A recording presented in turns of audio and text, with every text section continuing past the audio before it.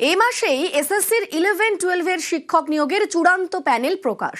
Deadline 21শে জানুয়ারি। মেধা তালিকা প্রকাশের 7 দিনের মধ্যে শুরু হবে কাউন্সেলিং।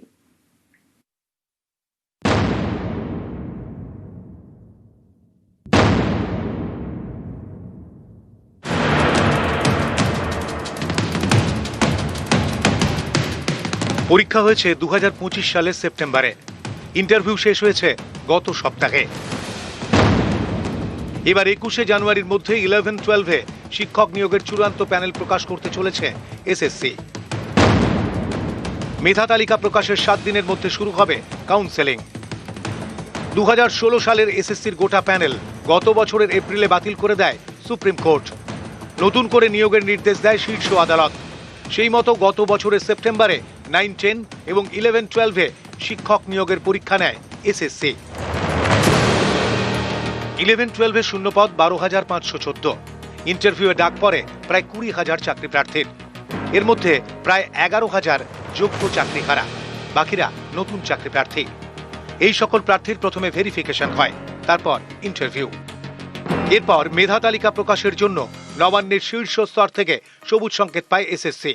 বিধানসভা ভোটে নির্ঘণ্ট এখনো ঘোষণা হয়নি। তার আগেই স্কুল সার্ভিস কমিশন জানুয়ারি মাসেই একাদশ-দ্বাদশের শিক্ষক নিয়োগের চূড়ান্ত প্যানেল প্রকাশ করছে। চাকরি প্রার্থীদের আশা, বিধানসভা ভোটের আগেই স্কুলে স্কুলে নিয়োগ হবে একাদশ-দ্বাদশের শিক্ষক শিক্ষিকা।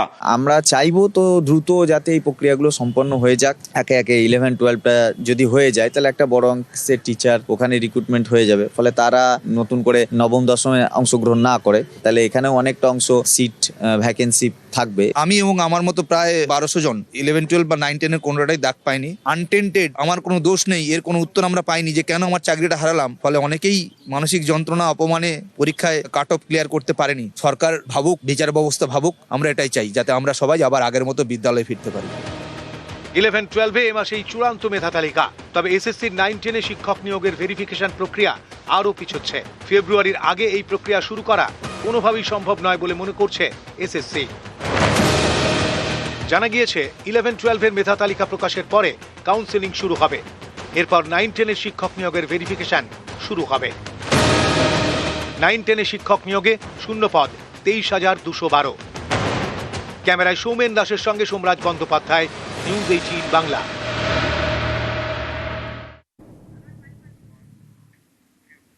কোচবিহারের দিনহাটার দিকে নজর রাখবো।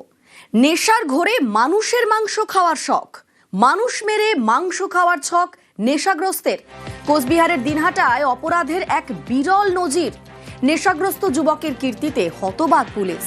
এক ভবঘুরোকে খুন করে গ্রেফতার ওই যুবক। খুনের পর কলতলায় দেহ পরিষ্কার যুবকের, দেহ থেকে মাংস কেটে খাওয়ার চেষ্টা। 2026-এ সেদিন মিলন মেলা চলছিল কুশারহাটে। আমাদের কাছে খবর আসে যে একটি বডি পাওয়া গেছে এবং সম্ভবত একটি আনন্যাচারাল ডেথ ঘটেছে। তো আমরা সঙ্গে সঙ্গে সেখানে যাই, বডি তোলা হয়। খুব নৃশংসভাবে হত্যাটি করা হয়েছে। আমরা পরবর্তীতে যখন খোঁজ নিই যে ব্যক্তিটি কে, তখন জানতে পারি যে একজন অজ্ঞাত পরিচয় ব্যক্তি। শ্মশানেই দীর্ঘদিন ধরে তিনি রয়েছেন। তো তাকে অ্যারেস্ট করা হয়। স্বীকার করে যে এই হত্যাকাণ্ডটি সে ঘটিয়েছে। প্রত্যক্ষদর্শী কিছু ব্যক্তির কথার থেকে জানতে পারি যে তার নাকি উদ্দেশ্য ছিল সেই মৃতদেহটিকে খাওয়ার। ক্যানিবালিজমের কিছু বৈশিষ্ট্য এখানে পাওয়া যাচ্ছে। কিছু কিছু মানুষ যাদের ক্যানাবিলিজম বলে, সেটা তারা কোন রকম নেশার দ্রব্যের ইনফ্লুয়েন্সে কিন্তু মানুষের মাংস খায় না। এই যে নানা রকম মাদক দ্রব্য সেবন লোকজন করে, তার কনসিকুয়েন্স হিসেবে কিন্তু মেন্টাল হেলথ ইস্যুস দেখা যায়, অর্থাৎ তার থেকেও নানা রকম মানসিক রোগ দেখা দেয়। এইরকম ড্রাগ অ্যাবিউজের পর সাইকোসিসও দেখা যায়, অর্থাৎ রিয়েলিটির সঙ্গে সেই মানুষটার যে কানেকশনটা সেটা হারিয়ে যায়। এই জায়গায় জানতে হবে যে এই ছেলেটি ড্রাগসের জন্য সাইকোটিক হয়ে এরকম মানুষের মাংস খাচ্ছে, নাকি এর আগের থেকেই নর্মাল স্টেট অফ মাইন্ড এই প্রবৃত্তিটা ছিল। পাঞ্জাবে খুন, হাওড়া স্টেশনে জালে 3 অভিযুক্ত, গ্রেফতার 2 শুটার সহ 3।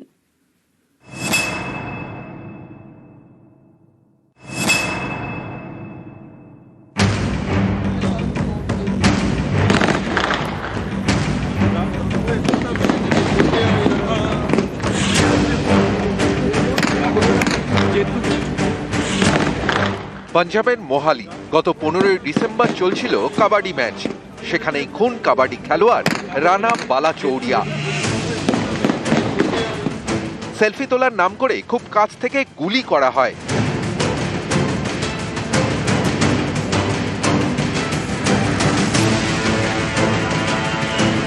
পাঞ্জাবে এই খুনের ঘটনায় রবিবার বিকেলে হাওড়া স্টেশন থেকে গ্রেফতার জালে পাঞ্জাবের 3 দুষ্কৃতী, এর মধ্যে 2 জন শুটার।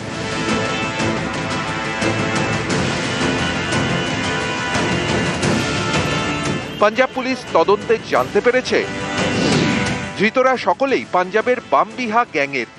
राणा बलाचौरिया था, उसका मर्डर हुआ था फायर आर्म से। उसमें जो आज 3 लोग पकड़े हैं उनमें से 2 लोग शूटर थे। एक जो आकाशदीप है उसने उनको लॉजिस्टिक्स वगैरह प्रोवाइड कराई। 3 दिन का हमें ट्रांजिट रिमांड मिला है। हम इनको लेकर जाके मोहाली कोर्ट में पेश करेंगे। कौशल चौधरी गैंग है जिसको हम बिहा गैंग भी बोलते हैं, उस गैंग के मेंबर हैं।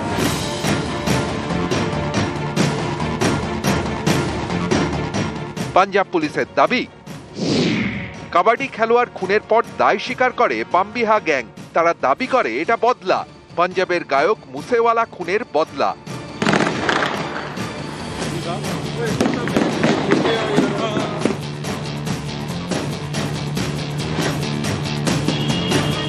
তদন্তে উঠে আসে বামবিহা গ্যাংয়ের 3 জনের নাম, তরণদীপ সিং, করণ পাঠক এবং আকাশদীপ সিং। এদের মধ্যে তরণদীপ এবং করণ শুটার, আকাশদীপ হ্যান্ডলার। পুলিশ তদন্তে জানতে পারে কাবাডি খেলোয়াড়কে খুনের পর 3 জনই পাঞ্জাব থেকে পালায়। প্রথমে কলকাতা, সেখান থেকে গ্যাংটক, তারপর ফের কলকাতা। এর মধ্যে তাদের টাকা ফুরিয়ে যায়। একজনের থেকে টাকা নিতে রবিবার বিকেলে 3 জনই পৌঁছয় হাওড়া স্টেশনে। তাদের মোবাইল ফোন ট্র্যাক করে অবস্থান জানতে পারে পাঞ্জাব পুলিশ। বিষয়টি কলকাতা পুলিশের এসটিএফ কে জানায়। সেই মতো এসটিএফ হাওড়া স্টেশনে হানা দেয়, সঙ্গে হাওড়ার গোলাবাড়ি থানার পুলিশ। পাঞ্জাবে খুনের ঘটনায় অভিযুক্ত 3 জনকেই তারা গ্রেফতার করে। হাওড়া থেকে রাজু ভূঁইয়ার সঙ্গে দেবাশিস চক্রবর্তী, নিউজ 18 বাংলা। অফিস টাইমে ফের মেট্রো বিভ্রাট, সুড়ঙ্গের মধ্যে আটকে যায় মেট্রো। বিদ্যুৎ বিভ্রাটের জেরে আটকে যায় মেট্রো। নেতাজি ভবন রবীন্দ্র সদনের মাঝে বিপত্তি। নেতাজি ভবন স্টেশন দিয়ে বের করা হয় যাত্রীদের। স্বাভাবিকভাবেই সপ্তাহের দ্বিতীয় দিন এবং এই অফিস টাইমে মেট্রো বিভ্রাট, ব্যাপক যাত্রী ভোগান্তি চরমে। সেই ছবি সকাল থেকে স্পষ্ট। আমাদের সঙ্গে এই মুহূর্তে সরাসরি রয়েছেন প্রতিনিধি সান্নিক। সপ্তাহের দ্বিতীয় দিন এবং একেবারে অফিস টাইম বলা যায়, সেই সময় মেট্রো বিভ্রাট। কখন থেকে শুরু হয়েছে মেট্রো বিভ্রাট এবং এখনো পর্যন্ত কিরকম পরিস্থিতি, যাত্রী হয়রানি কতটা?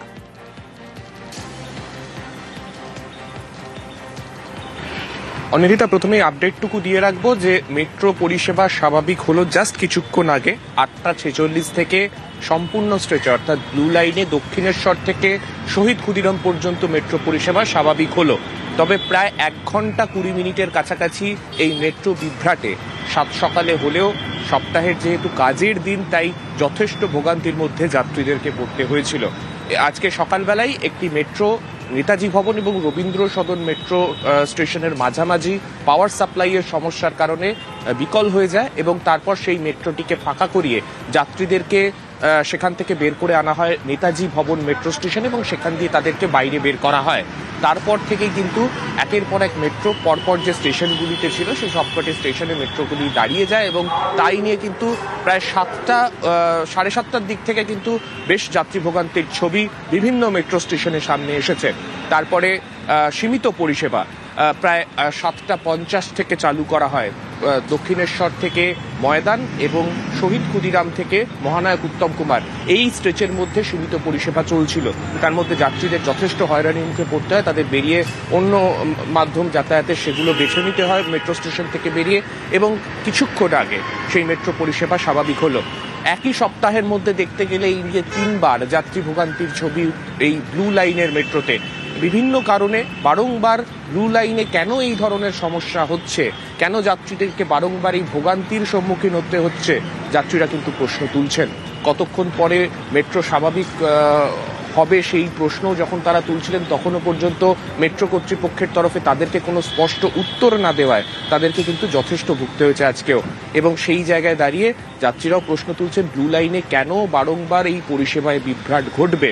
আজকে প্রায় 1 ঘন্টা 20 মিনিটের কাছে এই মেট্রো বিভ্রাটে যদি আরেকটু বেলা গড়াতো সেক্ষেত্রেও কিন্তু আজকে অফিস টাইমের পুরো রাশ সেই সময় আমরা জানি উত্তর এবং দক্ষিণ কলকাতায় প্রত্যেকেই নির্ভর করেন মেট্রোর ওপর, তাই সেই জায়গায় দাঁড়িয়ে কিন্তু বিভিন্ন প্রশ্ন সেক্ষেত্রে উঠছেই। অনিন্দিতা। একেবারেই সানিক, ধন্যবাদ।